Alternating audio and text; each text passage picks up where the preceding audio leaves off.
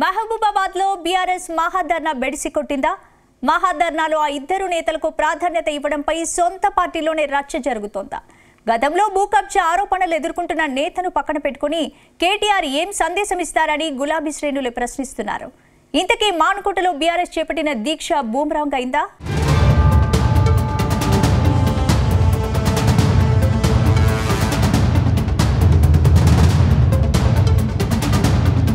లగచర్ల బాధితులకు మద్దతుగా మానుకోటలో BRS party చేపట్టిన మహాధర్నా ఇప్పుడు సొంత పార్టీలోనే మంటలు పుట్టిస్తోంది. గులాబీ పార్టీ మహాధర్నాపై సొంత పార్టీ లీడర్లే సెటైర్లు వేయటం హాట్ టాపిక్ గా మారింది. లగచర్లలో పేదల పక్షాన పోరాటం అంటూ వర్కింగ్ ప్రెసిడెంట్ కేటీఆర్ మానుకోటలో మహాధర్నాకు పిలుపునిచ్చారు.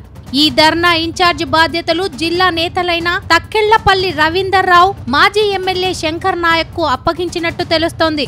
అయితే జిల్లా అధ్యక్షురాలిగా మాలోత్ కవిత ఉన్నారు. అటు మాజీ మంత్రి సత్యవతి రాథోడ్ కూడా ఇదే జిల్లా నేత. కానీ వీరికి కాకుండా గతంలో భూకబ్జా ఆరోపణలు ఎదుర్కొంటున్న నేతలకు బాధ్యతలు అప్పగించడం ఇప్పుడు చర్చనీయాంశంగా మారింది.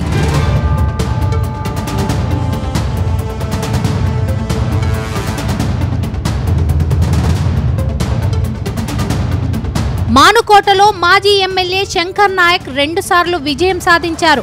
బీఆర్ఎస్ పార్టీ అధికారంలోకి వచ్చాక 2014లో తొలిసారి ఎమ్మెల్యే అయ్యారు. ఆ తర్వాత 2018 ఎన్నికల్లో మరోసారి గెలుపొందారు. అయితే ఈ 10 ఏళ్ల కాలంలో శంకర్ నాయక్ పై అనేక భూ కబ్జా ఆరోపణలు ఉన్నాయి. పేదల భూములు కబ్జాలు చేశారని కేసులు సైతం నమోదయ్యాయి.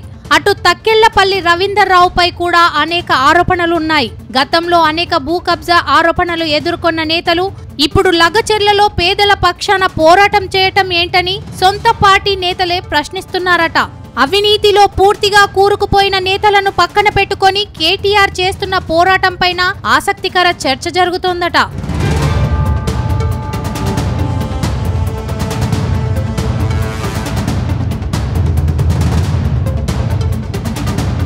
ఇక మహబూబాబాద్ మహాధర్నాలో మాలోత్ కవిత, మాజీ మంత్రి సత్యవతి రాథోడ్ లంబాడి భాషలో అదరగొట్టారు. సొంత సామాజిక వర్గం నేతలకు ఆకట్టుకునే ప్రయత్నం చేశారు. అయితే శంకర్ నాయక్ మాట్లాడిన తీరుపై చర్చ జరుగుతోంది. మరోవైపు లగచర్ల రైతులు 9 నెలలుగా నిరసన తెలుపుతున్నా ఈ ప్రభుత్వానికి చీమ కుట్టినట్టు కూడా లేదన్నారు BRS working president KTR. Congress ప్రభుత్వం వచ్చి సంవత్సరం కావస్తున్నా 6 గ్యారెంటీలు అమలు కాలేదని ఆరోపించారు.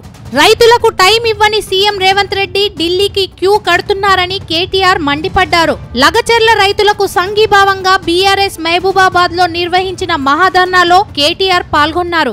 ఎందుకంటే మీకు తెలుసు, ఇదే భారతదేశంలో ఈయన కంటే నేను చాలా గొప్పోడిని అనుకునే నరేంద్ర మోడీనే, భారత ప్రధానమంత్రినే సంవత్సరం పాటు రైతులు ఆందోళన చేస్తే ఆ నల్ల చట్టాలు వెనుకకు తీసుకోక తప్పని పరిస్థితి. అది రైతుల పవర్, అది రైతుల పవర్. భారతదేశంలో ఇలా రైతులతోనే పెట్టుకున్నాడు రేవంత్ రెడ్డి. చిన్న సన్నకారు రైతులు బక్కజిక్కిన ప్రాణాలు వాళ్లతోని ఇలా జులుం చేసే ప్రయత్నం చేస్తా ఉన్నాడు. సొంత నియోజకవర్గంలోనే ఈరోజు తిరుగుబాటును ఎదుర్కొంటా ఉన్నాడు. మొన్న జరిగింది అధికారులకు వ్యతిరేకంగా జరిగిన నిరసన ప్రదర్శన కాదు. అధికారులు పోతే నిరసన వ్యక్తం చేసిండ్రు. అదే రేవంత్ రెడ్డి పోతే ఉరికిచ్చి కొట్టేటోళ్ళు మొన్న మా గిరిజన అన్నదమ్ములు. ఇది వాస్తవం. ఎక్కే విమానం దిగే విమానం ఢిల్లీకి పోవాలి రావాలి 28 సార్లు వేయండు, 28 రూపాయలు కూడా తేలేకపోయిండు. అట్లాంటి ముఖ్యమంత్రి ఈరోజు సొంత నియోజకవర్గంలోనే ఈరోజు తిరుగుబాటును ఎదుర్కొంటా ఉన్నాడు. ఎవని కోసం? ఫార్మా విలేజ్ అల్లుని కోసం అక్కడ ఫార్మా దుకాణం పెట్టి వాళ్ళ సొంత అల్లుని కోసం ఇవాళ పేదవాళ్ళ భూములు గుంజుకునే ప్రయత్నం చేస్తా ఉన్నాడు. ఈ ముఖ్యమంత్రి పేదోళ్ళ కోసం పనిచేస్తలేడు.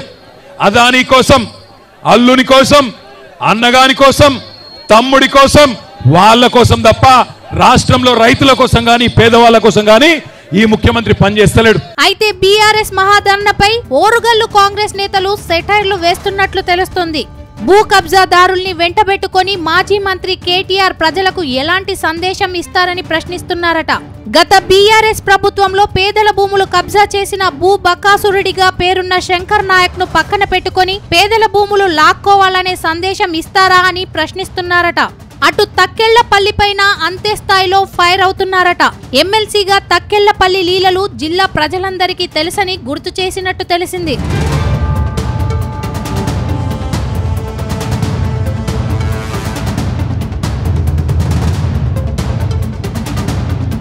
మొత్తంగా మానుకోటలో బీఆర్ఎస్ ధర్నాలో తమకు ప్రాధాన్యత ఇవ్వకపోవటంపై జిల్లా ప్రెసిడెంట్ మాలోత్ కవిత కూడా తీవ్రంగా రగిలిపోతున్నట్టు తెలుస్తోంది.